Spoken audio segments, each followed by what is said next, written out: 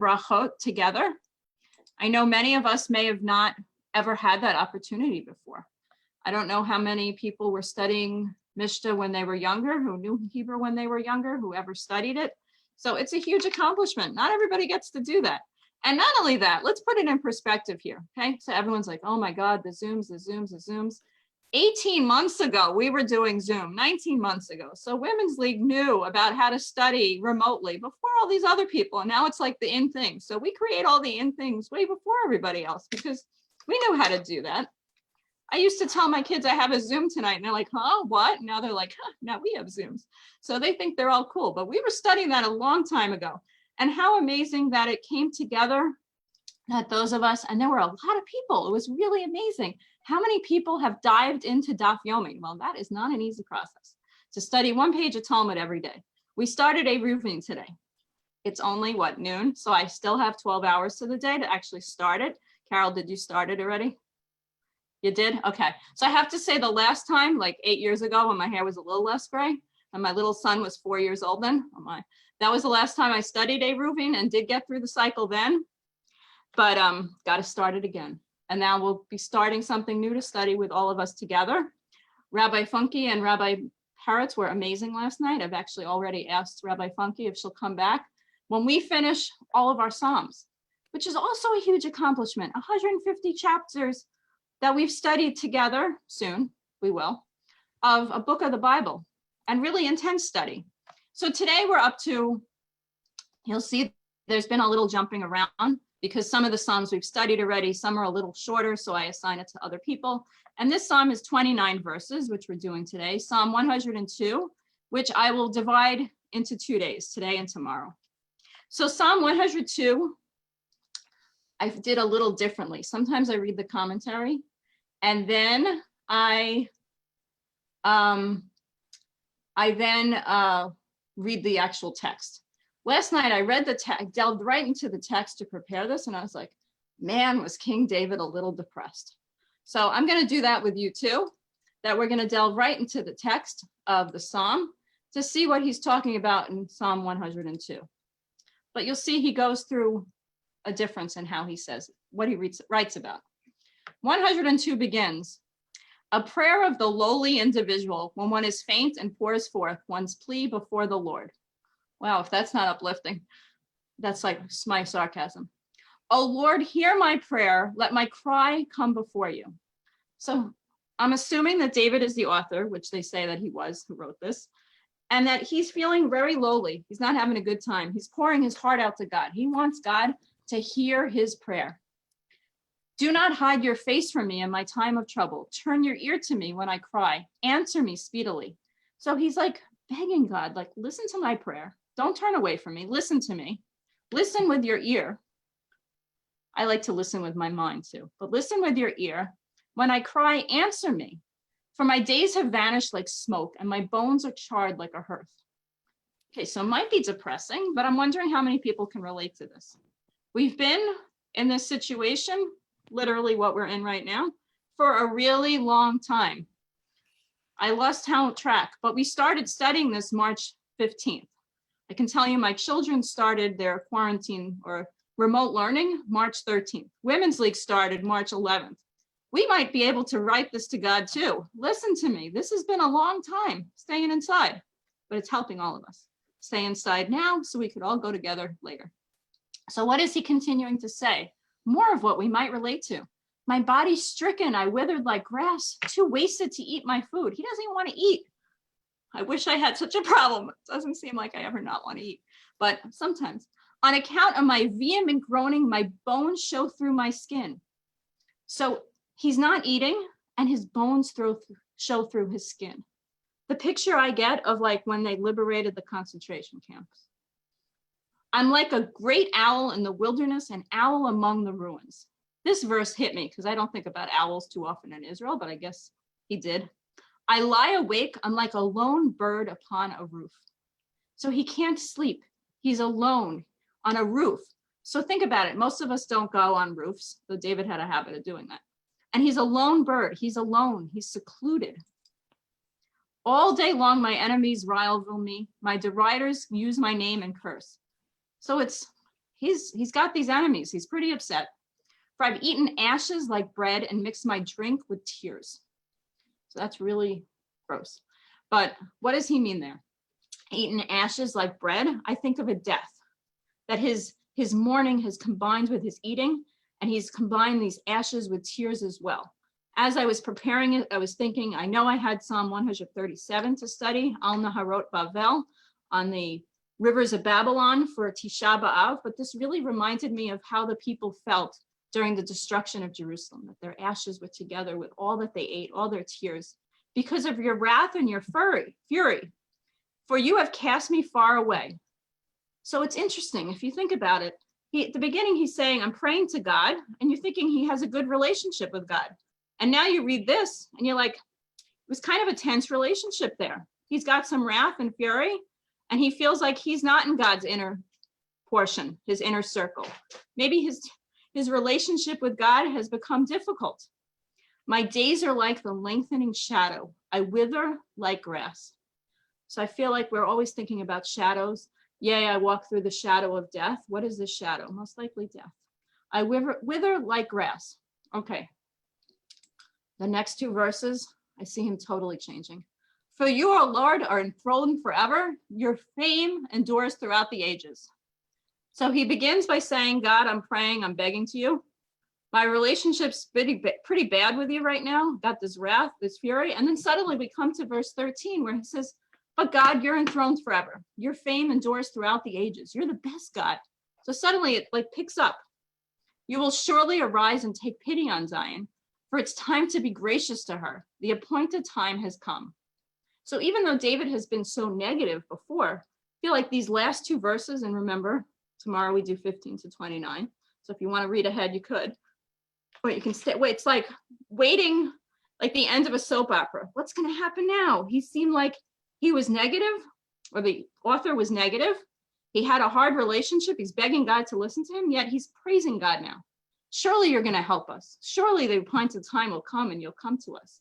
So it's not a whole negative, not completely negative psalm. He suddenly has an uplifting and he has a better relationship with God. So I'm glad I just prematurely ended it because we're learning 29 verses in one day could be very long, but he changes his whole thinking.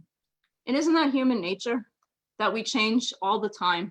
If you think about your relationship, I don't think she's on today, but my sister and I were not always so close.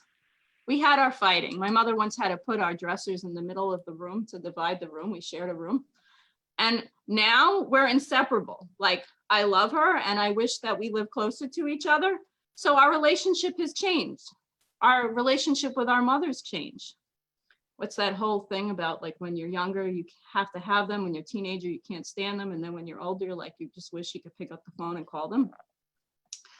Thank God I'm blessed to be able to do that. But our relationships change. And so too our relationships with God changes. So the psalmist is saying, you know, I'm praying to you. I know my priority, my prayer might not be your biggest priority, God, but I wanted to have some special attention. If you could, you know, we have this relationship, God, and you've heard all these type of prayers before, and maybe I'm not a priority to you, God, but I know that you have important prayers to listen to, not only mine, but please listen to mine too, because my prayers are urgent and I have nowhere else to turn. Hear my prayers and let them give fruit.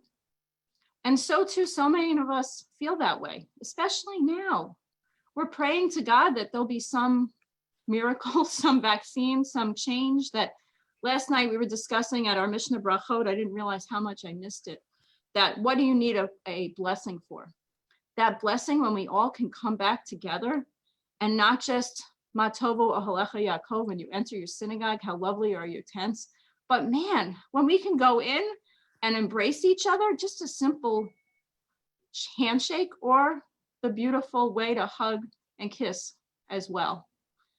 That we need a blessing to be able to do that. So this is the precious psalm because the weekend, how did they word it? There's many different ways to translate the very beginning of the psalm. So today I teach you differently, where we looked at the psalm and now I'm giving you more commentary. A prayer of the lowly individual. Tefillah la'oni. So that was my translation. But if we know, an oni is also a poor person. This is the prayer of that poor person. And there are not too many psalms that actually begin with Tefillah la'oni. There are three. This one, Psalm 86 begins Tefillah David, and Psalm 90, I think Judy may have taught that. I'm trying to remember. Someone taught it recently. Tefillah Moshe, right? Yep, I remembered who taught it. So it's interesting that usually the Psalms don't necessarily start with a prayer for, but this is one of them. And he doesn't put his own name. He says La'oni, the one who's brokenhearted, who's lowly, who's poor. So it could speak to all of us, because they say the prayers of a poor person open all windows of heaven. So God listens to our prayer, and we need to admit our impoverishments to ourselves.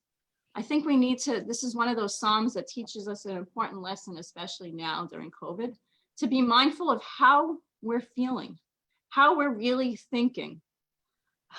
My kids tease me that I have this COVID face, that when they start asking me about anything, like school, what's the schedule going to be like? I have a dropped face because who knows what the schedule is going to be like. It could be planned today and changed tomorrow.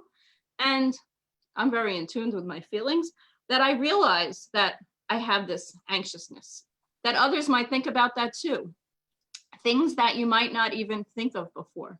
You know, if you finished milk, a container of milk, you'd go to the store and you get it. And maybe I'm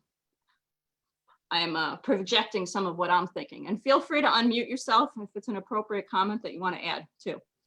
That now you can't just go to the store and just do it. There's a whole process. You don't just need your keys to leave your house. You have to make sure that you have a mask to leave your house.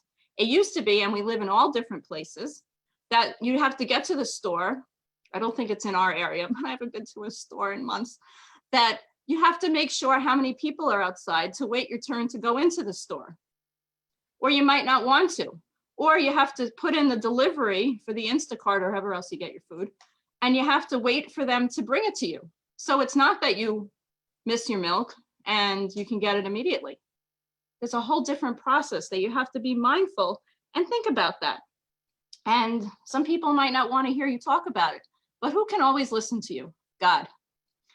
And it's true. Edna wrote that if the parking lot's too full, I can wait. It's amazing to me how many parking lots are full lately. Of course, I live in New Jersey, but it's a good way to tell, because also many of us don't live in areas that you could walk to the store. So what is this psalm about? It's a sikha. I'll put you so you could see this word. Okay, the last word, sicho, yishpoch sicho. So what is a sikha? It's a conversation. So it shows our relationship with God is a conversation, that we're talking to God, the thought, the speech. And which of our patriarchs was referred to as a sikha, that he often had a sikha with God? That was Isaac. When he meditated in the fields, he would have a sikha. It was a unique relationship with God, that when he spoke to God, he required conversation, meditation, a sharing of thoughts. Think about that in your relationship with God as well, that it's shared with God, that when a sikha is a raw experience that he had, Isaac, with God, and this person in this psalm as well. When Isaac had a sikha, conversation with God, he often didn't ask God for anything. It was a conversation, not requesting anything from God. His material needs were negligible. He just said to God, this is what's going on with me. So too with a profoundly spiritual individual. You know how when you talk to a really close friend, you can just talk from the heart. And that when we talk to God, we can just talk from the heart, that's that raw experience, that friend that you have, that you can just say, I'm feeling really crappy. I'm just totally anxious about everything. Or, you know what? I'm just thrilled. My kids called me today and it's just wonderful. That raw relationship that you can have with somebody and here with God, that this is what's happening to me. I don't know how to handle it and I feel helpless. And that's what the psalmist is saying here, that we should strive to really think of our simple, direct connection to God. And during this time of COVID, we have to really turn to God. I'm thinking about how many of us might not have a machzor in the house, many of the prayer book for the high holidays, that they may give it to you. There are places that are going to be online. But just think about this, and also what we learned in brachot, that you don't have to have specific prayers. Just have that prayer service from the heart with God. You don't need specific words. And that's part of what this psalm is saying to us, that God, I want to have a conversation with you. I've said it before that one of my earliest theologians that came into my life was Judy Bloom. Are you there, God? It's me, Margaret. That we can have a conversation with God, and this is what I'm thinking. And it really doesn't matter what's written in the book, just speak from the heart. And it's the most important thing you can ever do in your relationship with God. So this is the beginning of the psalm. We'll have more tomorrow about the rest of the verses. And I will hope that everyone over the day, I might come to you tomorrow. You have a day to think about this, of how you see your relationship with God. If you want to feel, you don't have to share, you don't have to tell me. But if you see it as a conversation, a relationship, a connection, a really bad relationship, or one that's in need of healing, a monologue, a dialogue, something to think about that we'll talk about tomorrow. Sorry, there's a backup on my street, which doesn't back up. Any thoughts before we go on to our next part? And you can just unmute yourselves if you do. How does David change so abruptly? I mean, I get it. We're all human and stuff, but, you start reading the psalm and it's like, okay, we're not really in a good place. I mean, maybe I could learn something from David in terms of how to turn my mood and my outlook and situations and worldview, the paradigm. So he's doing something right, but I'm not exactly sure what it is. I really think he was somehow depressed and manic at times, and writing about it, and almost an encouragement to show us that we can be like that. Maybe after I study all this, if I ever have time, I'll do a study on how much and get help from a psychologist to see how he analyzes all of that. And it really shows that a leader, a great leader with his flaws, had flaws. And I don't know if it is a flaw or not, or he's just so real. Yeah. In a way. I mean, I see it that way. I have to tell you, when I started reading this, I was like, wow, is this a downer? Like, I literally wrote down, starts very depressing, picks up later on, like very down first few verses. Like, if this was a regular book, I don't know if I'd want to continue reading. Right. And I'll read some of thank you, Marlene, for sharing that. So Sandy Barenbaum wrote, we all have moods that change at any given moment, depending on the circumstance. So true. I really feel like he's just so real. Like, he's this great leader, but you really see him as a regular person who doesn't hide his flaws necessarily. And maybe it's not a flaw. It's just human life. So we all have days that are good, days that are bad. And God is there no matter which way we go that day. And Very true. And I think David saw it the same as we see it today. Agreed. You can find yourself overwhelmed by just 3 or 4 little tiny things that have made your day start badly. But I learned from a friend of mine who is a phenomenal parent. She has the greatest kids. Like, if they could all come out like that, I'd have 100. But they were terrific kids. And she would say to them, how can we turn this around? And turn this around became like a mantra for me. And I use it every day now. I say, okay, we need to turn this around. We need to turn this around. And I think when you let the stuff get you down, you need to pull those blessings out as quickly as you can, and put the positives on one side of the paper and the negatives on the other, and pretty soon there are no negatives. Right. And I think it's a great project to do, to really remind yourself that gratitude list, but be honest also with the gratitude list that there are downers as well. And that's what makes a beautiful relationship too, that you can have your ups and downs and we can accept them all. Paula said something about children. You know, some days they might do amazing, and one of my kids is nearby. I don't care how they do in school, just as long as they do their hardest. If they do great, if they do badly, they did. Just know that you're enough, and that God willing, tomorrow's a new day with new sun, and we can start over and do something else. So I think a lot of this is so real to what our life is right now. Carol, I don't know how much he shared with everyone, if he knew, or like around him knew how he was thinking. I would think probably from his behavior. There's stories about David like running and dancing before the ark, so they knew that he had this flamboyant side of him.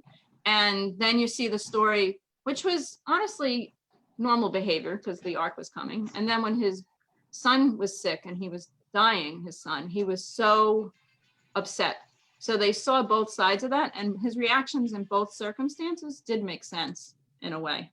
Yeah, because sometimes as a leader, you keep your, personal feelings to yourself. Right. So that's what I was thinking, was this his outlet, the way he wrote? Was that his outlet, and did the people see him differently? So very true. The Yeah, that's a public great and the point. private. And I think about that. Many of us are clergy or relatives are clergy. And I think about David similar to what all of our clergy are going through right now, that they have to put on a happy face. Yeah, the virtual service is going to be great.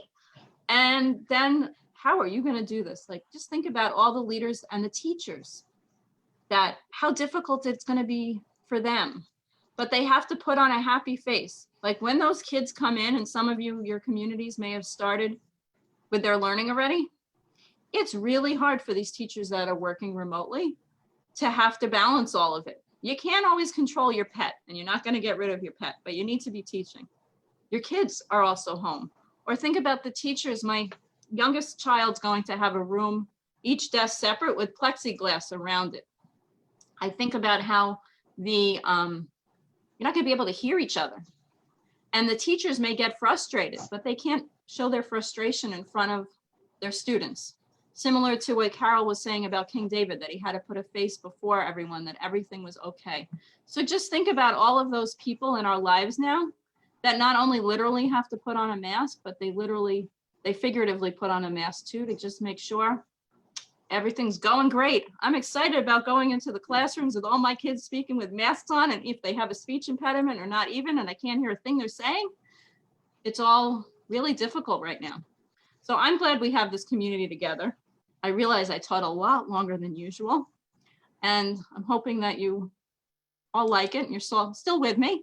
Our siyum for our Women's League siyum for the Mishnah Brachot is on our Facebook page, Women's League. It'll eventually be on our website once the video is edited. So at this time, I'm going to ask Janet Kirshner to read our list of names of those who we remember today for Kaddish. And I know that we have your site today for 2 additional people, for Robin Gant and for, I think it was Susan's uncle. Sorry, I'm just reading all of her uncle Saul Manis as well. So Janet. Hello, everyone. We remember Evelyn Seelig, Sue Press, Leona Elligberg, First Sergeant Amit Ben Yigal, Jesus Balina, David Copeland, Louis Hoser, Ivan Stanton, Julie Wynn,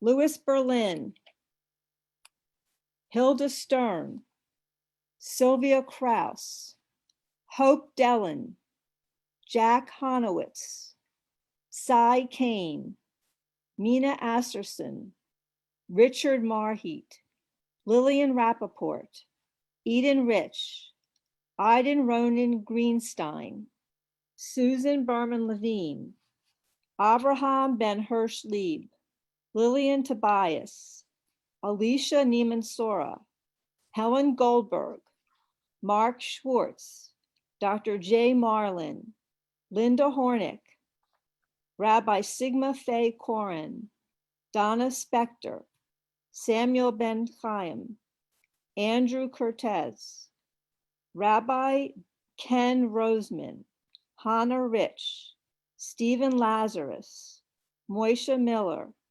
Stephen Carlin, Dolores Megan, Richard Marek, Doris Kaufman Shaman, Benjamin Zimmerman, Moshe Eliezer, Phyllis Haas, Thornton Soup Saferstein, Dr. Merrill Goldman, Moshe Shraga HaKohen Ben Bacha Mina, Herb Lubars, Rita Rifkin Liebman, Julie Horowitz, Allison Stopel Weaver, Herman Heinitz, Harold I. Abramson, Faye Grossman, Judy Berger, Madeline Saul, Peter Letterman, Vera Gittin, Rabbi Micah Kaplan, Russell Bay, Nisan Yisrael Ben Yaakov Aria, Sarah Bat Avraham, Raymond Raskin,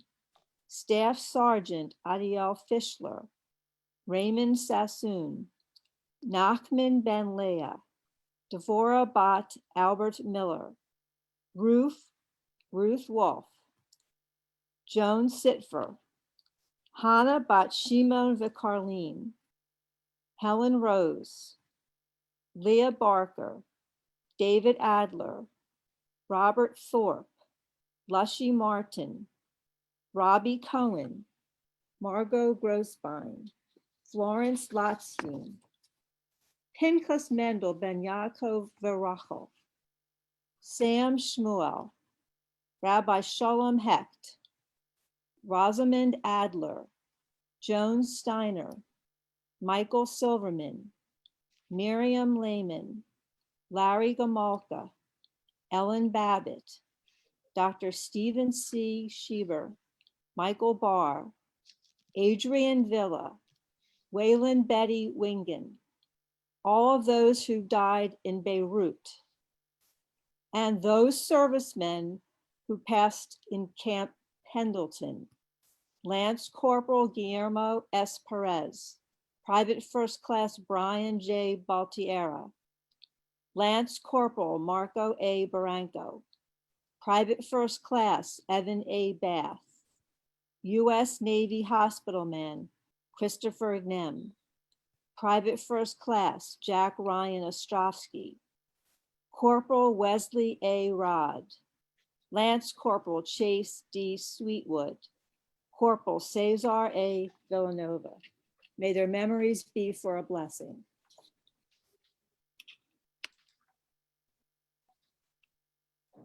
And Lucille Vey. Oh, and yes, we'll add Rabbi Adin Steinsaltz as well. Thank you, Janet. At this time, all those who will be reciting the Mourner's Kaddish, if you can please rise and unmute yourselves so that we can respond appropriately to your Mourner's Kaddish. And I'll be pointing to the words, and please recite at the pace that I'll be reciting it so we can try to say it together. Yitzgadal, V'yitzkadash, Shemei, Rabbah, Yalma, Ivra, Kirutei, V'yamlich, Malchutei, V'chayevon, U'v'yomechon, U'v'chayei, L'chol Israel, Ba'agala, Bizman, Hariv, Amen. Yehi, Shemei, Rabbah, Vorach, Leolam, Umei, Omaya. Yitzbarach, V'yishtabach, V'yitzpa'ar, V'yitzromam, V'yitzeh, V'yitzkadar, V'yitzaleh, V'yitzhalal, Shemei, Kudashah, Rifu. Le'ela, Yimkol, Yerchata, Shirata, Tushbechata, Benechemata, Da'amiran, Yalma, Imru, Amen. Yehi, Lama, Ba, Shemaya, Nechayim, Leinu, V'Al Kol Yisrael, V'Yivru, Amen. Oseh, Shalom, V'Rolam, Hu, Yaseh, Shalom, Aleinu, V'Al Kol Yisrael, V'Yivru, Amen.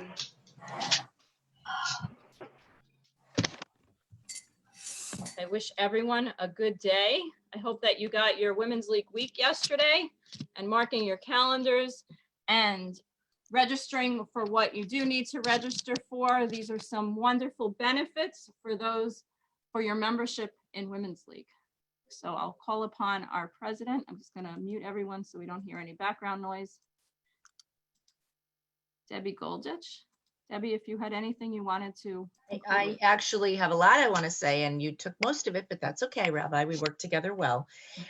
So as you heard last night, we had a magnificent program where we ended our year, 19 months of study of the Mishnah, and it was wonderful. And before that in the afternoon, we had Lois Silverman ended her program of Jewish women in film. So we have lots of activities open and available to our members. Opportunities for learning and engagement and community. And as Rabbi said, yesterday, our Women's League Week came out, and mark this on your calendars for members only. Next Monday night, our health and wellness series will begin with a program called Losses, Learning, Healing, and Hope in the Times of COVID with a psychotherapist. And that's Monday, August 17th at 8 p.m. East Coast time. And again, the information was in the Women's League Week yesterday.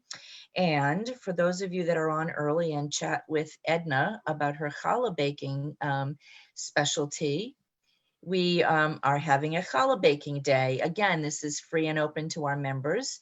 Thursday, September 3rd. And you should plan to be with us most of the day because it's going to be a 3-part series on that day. We'll start at 8 o'clock. No, we're starting at 11 o'clock East Coast time, and there'll be 3 sessions, 11 o'clock, 12:45, and 2 o'clock. And so registration again is on the Women's League Week, and you will learn to bake challah from one of our best bakers around. And there's a lot more activities listed on Women's League Week. Take a look. Of course, we're here every day, Monday to Friday, to study Psalms and be together as a holy community. And if you, again, if you don't receive Women's League Week, let us know in the chat. We'll make sure. I know we're working with some people who don't have a spam folder because some of it goes to spam. So I want to thank you again for everybody being here, and we hope you have a safe and healthy week. I do know that there are actually some people still in Long Island and Connecticut who don't have power from the storm last week. So, you know, we're concerned about our sisters in those locations, and we worry about them. We hold them close to our heart. So everyone have a safe and healthy day and take care. Great. See y'all. Thank you. Y'all come back. Yeah. Thank you. Thank you, Rabbi. People in the Chicago area don't have hillbillies. Thank you Thank all. you. Have a good Have a day. good And day. Sandy Berenbaum will look into that. Everybody. Thanks, Rabbi. Thanks, Thank Rabbi. you. Bye. New Bye. Jersey and Chicago, there are people who do not have their power back. And Amazing. just because you have it now doesn't mean it's going to stay. We had Yes. power, Yeah. and then Friday night, no power. Isn't that the truth? Yeah. Bye.